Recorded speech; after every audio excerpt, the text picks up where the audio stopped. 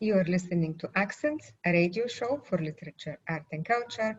I'm your host, Katerina Stoikova, and my guest today is poet Makalani Bandele. Hi, Mak, how are you? I'm great. How are you, Katarina? I'm doing fantastic. Very happy to talk to you. And it is your first appearance on Accents.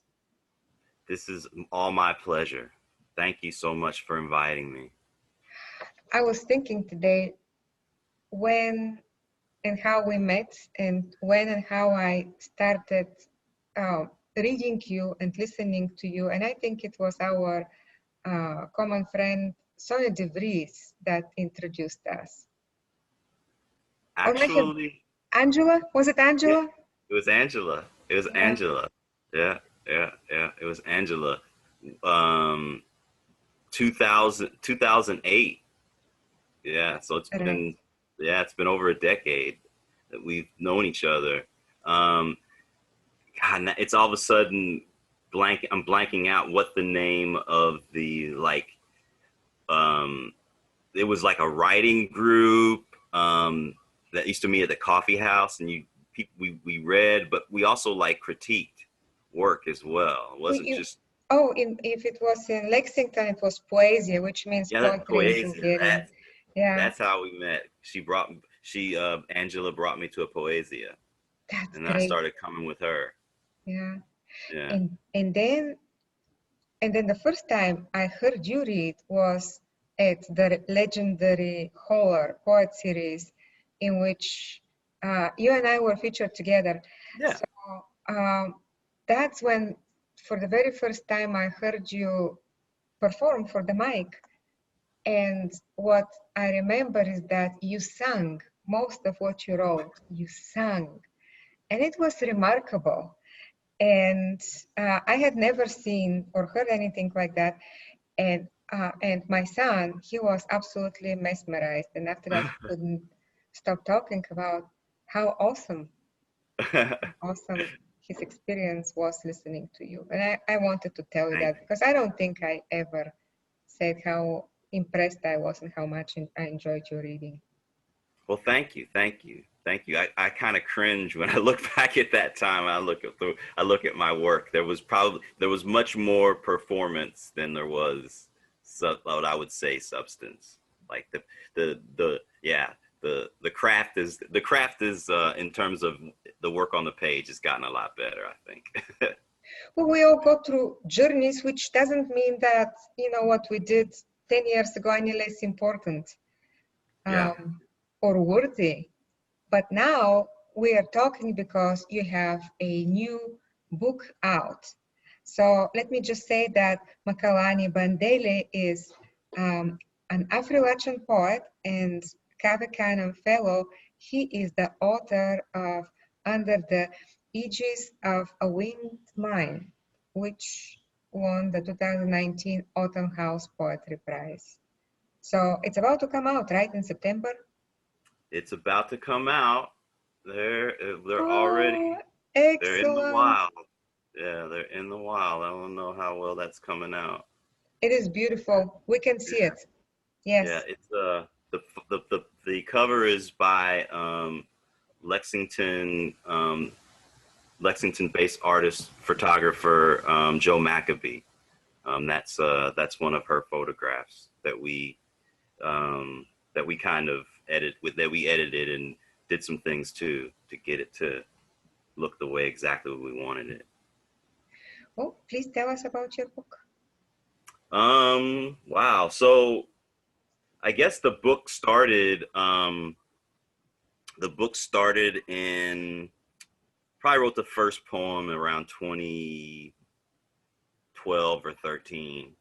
So it's basically kind of a life in poems about jazz composer and pianist Bud Powell. Um, the sort of like thrust or what really inspired it. I think the first poem was written was written after I was reading a biography called um, Dance of the Infidels, which is one of Powell's compositions. And it's a biography about Powell, written by a man named Francis Powdress, who was a French man who befriended Powell when Powell lived in Europe, in France, and just they had a very, very close relationship, and so he ended up writing this biography. Powell lived with him for several years that he was in Europe. So in the book, he recalls a story that is sort of secondhand that he'd heard from about an experience Powell had in an insane asylum. And so that poem kind of inspired me to kind of really become really interested in Powell. And reading that biography led to another biography. And so during that time as well, 2012, 2013, we were still, began the spate of like African-American males being either killed by the police, or like Trayvon Martin, the extrajudicial killing, where someone took upon themselves to, act like the police and kill him. And then just the string of innocence, the string of innocent verdicts.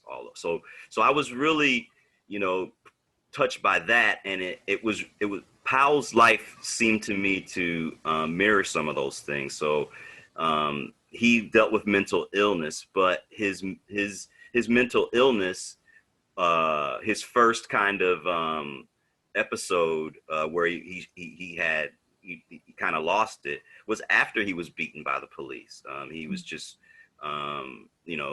basically not doing anything wrong, but the police in this is the 40s and 50s were they were incredibly brutal, especially to African American men who were talented and had prestige, had dressed nice, drove nice cars, because they're artists. They've got money, so they're targeted. And so the police just beat the mess out of them one night and busted his head wide open and put him in the hospital. And he was in the hospital for a couple of days. And after that, he had a psychotic episode, and they put him in the mental institution. That was his first foray in the mental institution. And so the book allowed me to explore these themes of like police brutality, mental illness, in order to kind of deal with Powell, with his mental illness. Powell self-medicated. If people that have mental illness now, there's trouble keeping them on the drugs because they talk about how horrible the side effects are. Yeah. And for Powell, it's the same situation. In the 50s, it was even worse. You can't imagine how horrible the psychiatric drugs were then. So he avoided taking them, and in order to self-medicate himself, he took heroin, he drank, he was an alcoholic, he abused marijuana. So I was able to explore, the subjects of drug abuse and alcohol abuse and all of that as well. So I really felt, Powell became, for me, his story and these poems became for me a way to explore some really, really,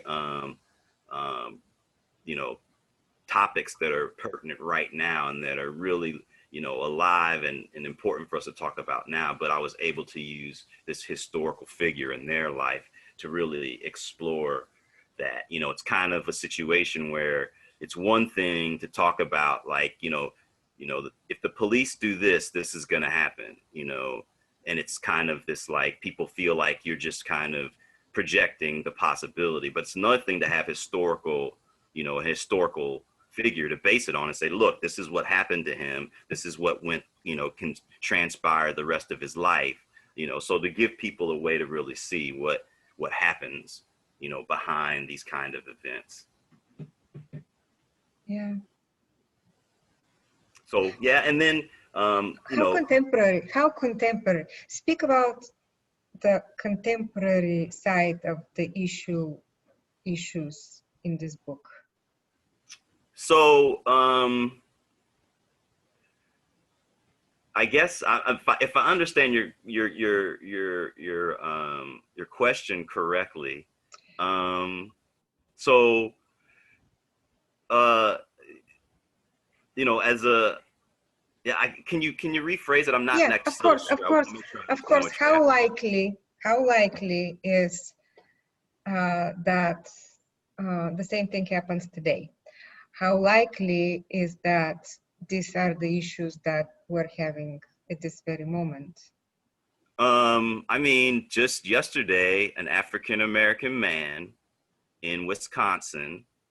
I'm not, you know, wasn't there in Kenosha, Wisconsin. I wasn't there, but the story that's being told is that there was a domestic dispute between two women. Don't know their relationship to him, but he shows up on the scene, and the women are fighting, and the story is he breaks up the fight, and the police arrive, and they begin to, you know, engage him, and, you know, they begin to like they begin to get in his face and question him, and they, you know, they basically um, you know, escalate the situation with him, and who no one really knows why, like what's the reason why. And so, you know, evidently that was his understanding as well, as like, what do you want from me? What am I, you know, why am I the issue or the problem? The two women were fighting, I broke it up. If you have if anyone has broken any laws, it would be them. Why do you have a problem with me? So he just walked away. Basically, he was walking away from, and they tased him. And there's a video. I didn't watch it. I don't watch the videos. I can't, you know, I've had enough of this, I had enough of this violent pornography, of where, you know, we just see black men and black women and black and brown people, just being, you know, murdered, and just, you know, ruthlessly and heartlessly and cruelly, you know, murdered and abused, and harassed. So haven't watched it, but anyway, he was tased and he was walking away from them. The taser didn't stop him, and so they shot him like multiple times. They didn't kill him, but they put him in the hospital. And you know, how likely is this to happen? Yeah, this is something that happens daily. It seems like it's something that's constantly happening. And so, you know, this book is relevant because of that, because this talks about an individual who, you know, that this happened to, a similar situation happened to. Multiple times he was harassed and beaten by the police. And yet, you know, this man ends up, despite all of that, this man ends up being like one of the greatest jazz composers, one of the greatest jazz pianists in our life, you know, in our lifetime. And, you know, just what could he have been if he hadn't have had that experience? You know, what would music look like, you know, if this man hadn't have been, if his life hadn't been curtailed. You know, he ends up dying at a very young age, you know, because of the abusing of the drugs. The alcoholism eats his body, you know, and he dies in 1966, I think. And he's not even, you know, I think he's just turning around. He's just in his early 40s when he dies. I would love to hear reading from the book as much as you would like to share with us. Okay. Wow. Okay. So I was thinking maybe read a poem and then see if there's some feedback or whatever. And if not, then I'll pull another one up. So the first one I wanted to read is the book is in 5 sections, and um, the the sections kind of follow different phases of his life. And so I'm going to read a poem from the first section called Bebop Convention, which kind of talks about how his early influences, the artists that influenced him, and kind of gives a feel of the contemporary artists around him and the kind of culture and milieu out of which bebop arises. So this first poem is called Coping, and I hope that the other sounding words, well, I'll just say it. I had struggled with whether I should title this poem Copping, which would mean like copping, drugs, or coping. So I went ahead and went with Coping, hoping that people would catch the copping. But at any rate, this is Coping. It wasn't anything so laboratory he was doing, listening to his cooler selves to see if he could find modal ways to live in the negation. The walls climbing while he's climbing the walls. Vials, hoses, and spoons hidden in crevices you find looking for you. A little blood and a little death in a syringe. Bunch-shouldered, hunched over. Every shut eye ain't somewhere asleep under a torn awning, you tell yourself, so you don't jump off the bridge. He and Lambert Astor's hotshot got to talking, foaming a little at the mouth. Contrary to some good socket to me, all that running up and down the street just proved crises are gigs too. You got a dope to curl, and curling around is like when you stumble on a bus for free and still demand a transfer. Amen, brother. 15 cycles of institution per second does your whole head in back-to-backs in 2 different studio cities. Keeps your days and nights off minor. So that was Coping. So I mentioned earlier the kind of the poem that kind of kicked it all off for me. And this was actually going to be the original name of the collection, but I decided that it focused too much on like the negative aspect of Powell's life and didn't really give an opportunity to, celebrate that the title that I landed on, I feel like celebrates his genius a little bit more as well. So this poem is called Madman at the Finger Palace. And this is the first poem that I wrote in 2012. Well, this is an edition. I've edited it. It's been heavily edited over the years. The first few days locked away without a piano are not like days with nights, but like nights within nights, where moon and stars are painted over with triple coating of dull dark blue, pajamas, scrubs, and vicarious gowns abstract and digress about in sachet. So you go with your first mind. The monotonous conference is of recital. All the hours you want are locked and heavy. The staff's sanitized hands, despite chokeholds and payback rabbit punches. Humming lights overhead if you give them attention. And you just as soon be distracted by droning filament as you would meltdowns and inauspicious monologues. The presence of absence's eerie eyes. A wild angled neck straining to look at you. The manifold affiliations you can't seem to connect, but you can sometimes direct when you can find a direction.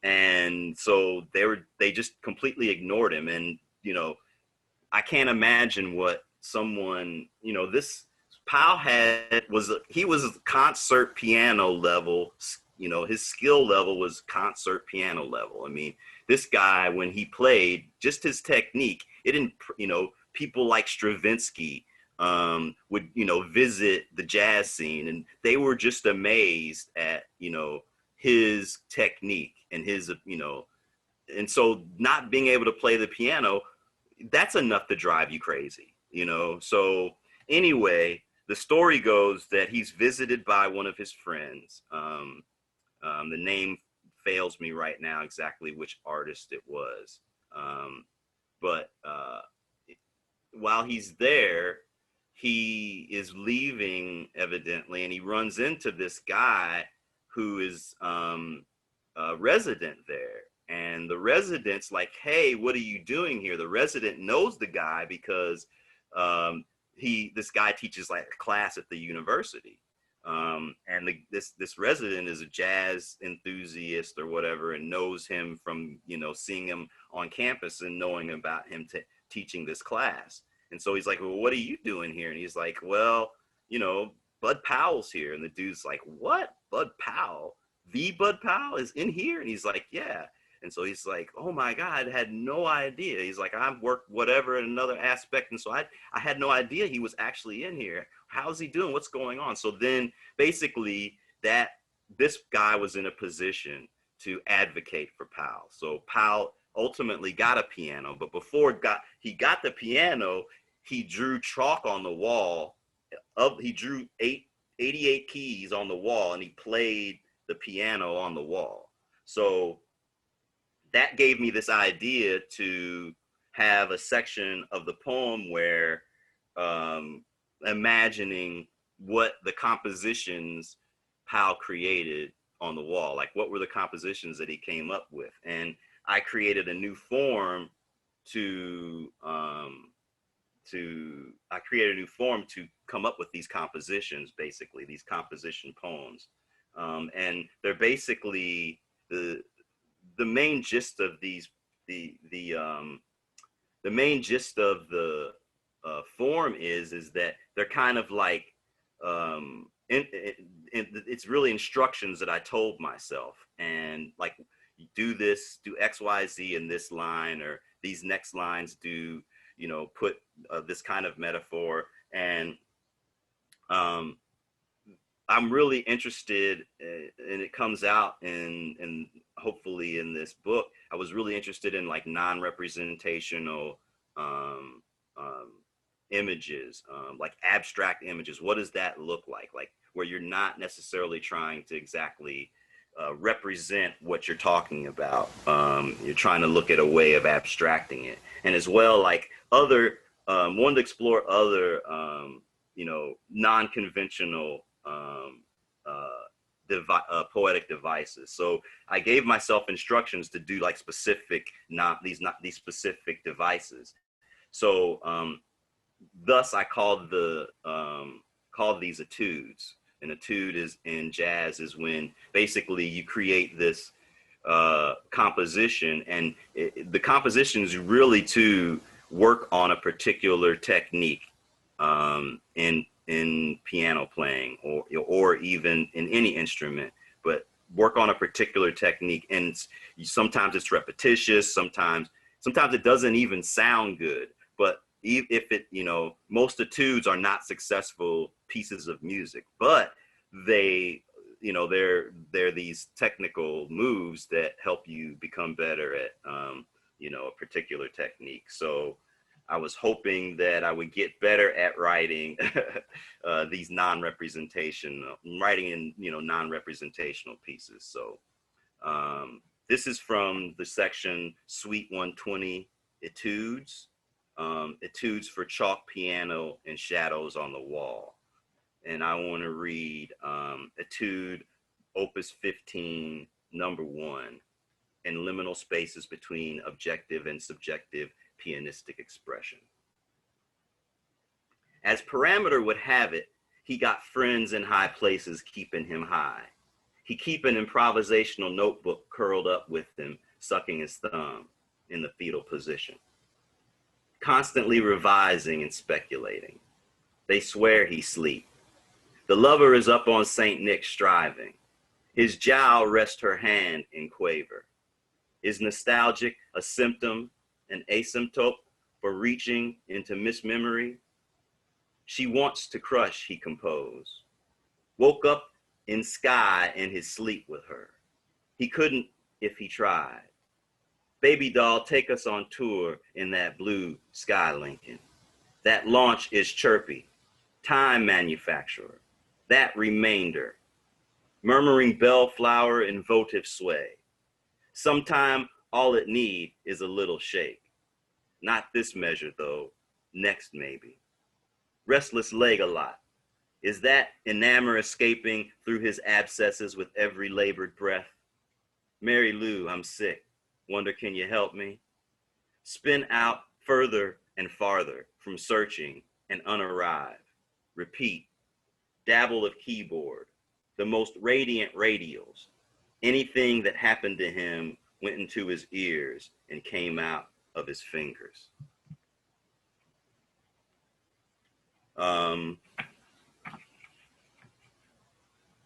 Let's see.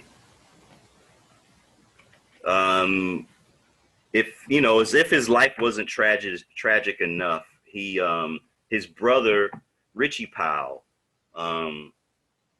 was another famous jazz musician, and his brother Richie was killed in a car crash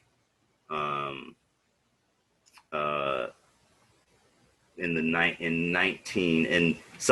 in that car clash, another great jazz musician, Clifford Brown, both two up and coming, really amazing jazz musicians, died in a car crash. And who's to say how much more of a burden this was on Powell's life? By this time he was already well known for being in almost erratic, just almost in it was very difficult for him to do gigs, very difficult to keep him. It was hit or miss. He might come and be able to really play and just amaze and leave people in tears, and the other half of the crowd completely awestruck, or he just may be just completely unable to play. Just may just be staring into space, and people like, you play, it's time to play. He's not even playing, he's just sitting there looking off into the distance or whatever. But any rate, so no one knows what impact this trauma added to him, but yeah, it was another trauma he experienced. His younger brother, who he was extremely close to, dying in this car accident. So this is called Crash. Depression above embankment trees, hide forest a car rolls into. Automobile far across crush in carriage. Unless you know music, you wouldn't know from the melody Richie was dead, Nancy and Clifford too. State police call before daybreak, disturb birds singing.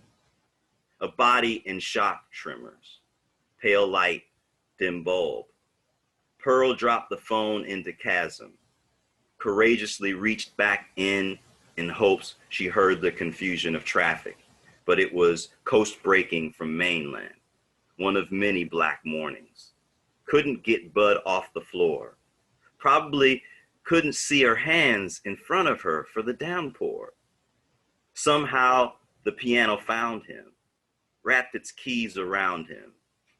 The island was castaway man in this dirge, crossing a sound in his grief.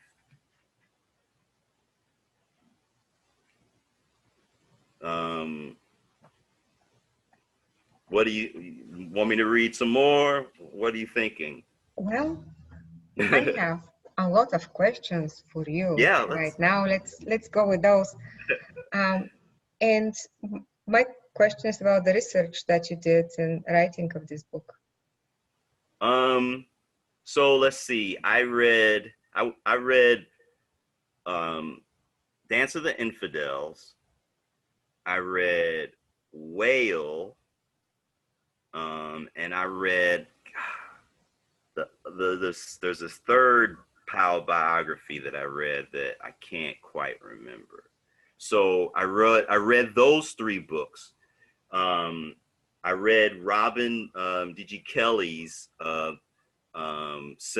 Germinal book on Thelonious Monk, and then just listening to bebop jazz. I can't tell you how many different articles on like jazz aesthetics. I read a ton of books. I read books. No, I believe you. And Yeah. then your speak a bit to your personal relationship with music. Are you a musician yourself? Yeah, I mean, I guess so. People say that I am, but I dabble a little bit in West African drumming. I haven't been so much into it in the last, I'd say, 3 or 4 years. But during the time when I was writing the book, I was taking lessons with a master drummer. His name is Baba Kenyatta, and I was a part of a group that he started that did performances and also did workshops and stuff on West African drumming. And we had for a little while we had some women that did dance with us as well, but we were called Sabari Bengoma. And so that was really helpful because a lot of the book is the poems are me trying to think the way instrumentalists think in the midst of performance and particularly improvisation.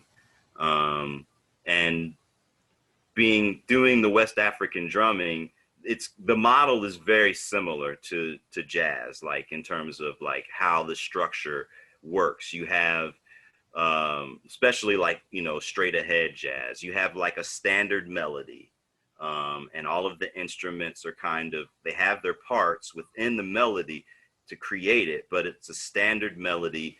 Everyone kind of knows the time signature. Everyone knows the rhythm that you're playing, like whether it's a 4/4 or 6/8. Every instrument is playing within that time, playing within that time signature. Everyone knows the melody. They know their part within the melody. And that creates this sort of like this crib, or like this kind of container where a soloist can come in and they can pull different parts of they can accent different parts of the rhythm. They can accent different parts of the melody. They can branch out and do, get off of the time signature a little bit, or they can like with the melody, it's going to be the same key. They can get out of the key a little bit, but because the melody is still there, the other instruments that are in the ensemble are still playing the melody and still playing the same key, still playing the same time signature. Then that allows a soloist to go out all over the place, and then they can just check back in here and there, or they can actually, they can go out and then they can just phrase something, and you get a sense that they still are around and they know what's going on in the music. So that gave me that education and that experience of being in that situation and doing improvising myself, and then also being the one of the instruments that's holding the rhythm down or the melody down or whatever. Being experienced in that was helpful in writing the poems, to understand what was going on in these musicians' mind when they were playing. And it helped me with the poems in terms of trying to, transpose that. Exactly. Yeah. Writing the music into into Yeah. the words, and you Yeah. read them so well. Thank And you. they are spectacular, Mark. They're great. So how long did you work on that book? So I started it, like I said, the first poem was in 2012, and I probably wrote I working on other projects as well, doing other things. I wasn't this hadn't concretized as like an idea for a book. Um, in like 2013, 2014. And then, in writing, doing the research for this book, and with, all of the other, like I said, that was a time when, we started to first have, a lot of these these incidents with the police. And I cracked in like 2014, and I couldn't deal with this. I couldn't deal with poetry at all, but I was doing the research for this, and it was just so harrowing. His story is just so sad, so harrowing, just that I just cracked, and I stopped writing from like 2015, just no poems from 2015 to about late 2017. And I don't know what happened. It was just like somebody snapped their fingers, and I just jumped back on the horse. And I probably wrote about between 25 and 30 poems for the collection in like 4 months, 3 to 4 months. And I had never been that productive, never ever in my life. But just all of a sudden, it just the floodgates came open, and all of that research that I had, it was there, and it was in a good place. It wasn't in my head. It was more in my body. It was more, it was more in my subconscious. You know what I'm saying? Like, it wasn't Yeah. on the tip of my mind and my conscious head. So I wrote a lot more, I think, of what I was feeling, and could, bring in anecdotes and, some factual things. Yeah. So 2017, I got cranking again and wrote like 25 poems or so in like 3 or 4 months. And then I'd say the next 2 or 3 months, I wrote probably another, 20 poems. And I had enough for a collection. And then the And collection won an award. then I put it together in the summer of 2018 and submitted it to Autumn House, and it won. Yeah. So I put it. Is that how? Yeah, 2020. Yeah, summer of 2019. Yeah, Well, it won the yeah. the 2019 Autumn House Poetry Prize. Did you submit it a lot? Did you look for a long time? Okay, I yeah. submitted it. I submitted it 3 times. But like what happened is I submitted it once, and then a good friend of mine here in Louisville, Kyle Coma Thompson, who's an amazing writer and poet. He's a student of Nikki Finney. He did undergrad at UK and studied under Nikki Finney.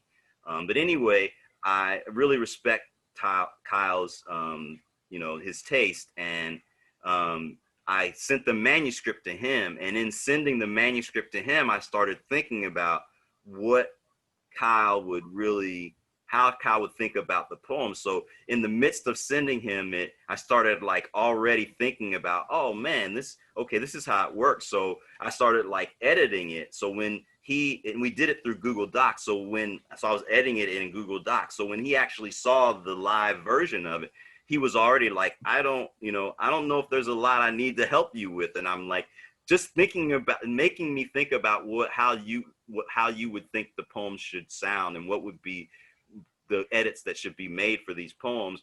That already started me editing. But then he poured over it, and he did give me insight, and did give me suggestions on the poems, and a lot of times just pointed out like when he thought it was working. And then that helped me to see, okay, yeah, so that works, that approach works. Let me go back and look through these other poems that I'm not really sure is going on with them, and take that same approach and do it to them. And a lot of it is just like Kyle, Kyle's theory is look for the energy, look for the energy in the poem, in the line, and try to make it energetic. And where you feel like the line's being slowed down, or like the line is being hobbled with things, try to go in there and pull stuff out and pull it apart and try to get to where the energy is, and keep the energy in the poem, so that like from line to line to line, people are pushed through the poem and they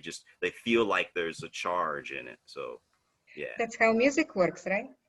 Yeah, I guess it does. I guess that's how music works too, to a certain extent. I think but just when you say that, it reminds me of something that a theory that I try to put in my poems, and it's a theory that Thelonious Monk had, and that is that what you do is you give people a little bit of the familiar, and then you give them unfamiliar, and so like you create this like dance in the composition, where people are at one moment feeling like they're in familiar territory, and then you just abruptly thrust them into an area where it's completely unfamiliar, and it's something like they've never heard before, and it's a little bit uncomfortable, it's a little bit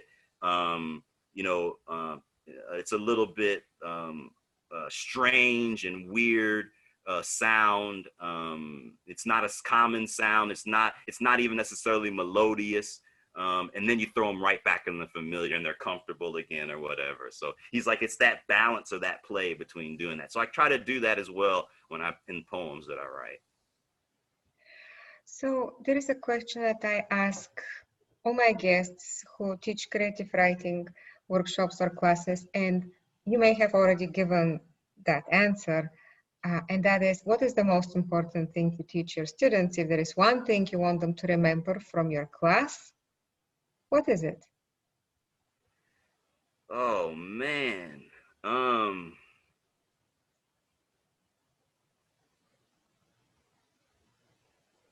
Wow. I guess since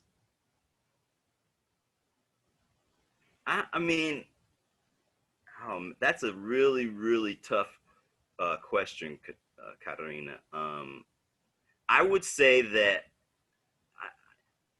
it's very. I don't know if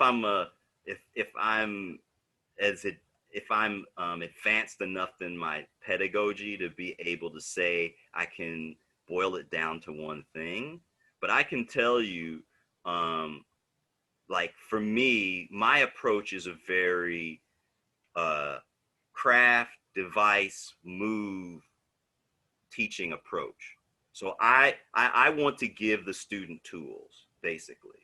So like, I want them to know how to craft metaphors. I want them to know how to craft different metaphors that are reachable and easily assailable, and then metaphors that like blow people's mind. Like I want to encourage them to write metaphors that people are like, I don't necessarily see the connection. How are you saying that an ant is, a coffee grinder?